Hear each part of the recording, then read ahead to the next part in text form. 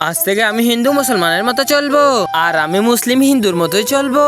আজকে থেকে তুমি জানতে পারবে আমার ধর্ম কতই ভালো, তোমরাও জানতে পারবে আমাদের সনাতন ধর্ম সম্পর্কে।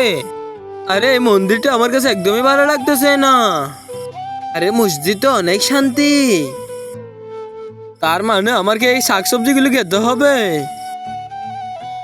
আরে আজকে থেকে আমার মুরগি খেতে হবে নাকি? সারাদিন এই ঘুমটা দিতে আর ভাল লাগে না। আমরা ঘর থেকে বেরিয়েছি কারণ আমরা হিসাব করতে পারবো না, কারণ আমাদের দেখলে গুনাহ হবে। ও হো হো, যাই যাই।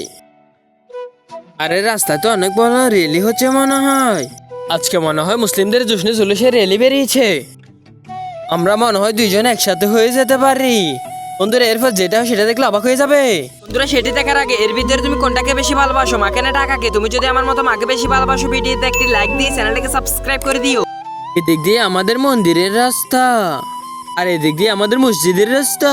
ওদের ধর্ম ওরা পূরণ করুক, আমাদের ধর্ম আমরা পালন করি, আমাদের কোনো ভেদাভেদ নাই। তুমি কোন ধর্মের অনুসারী তাই কমেন্ট বক্সে জানিও।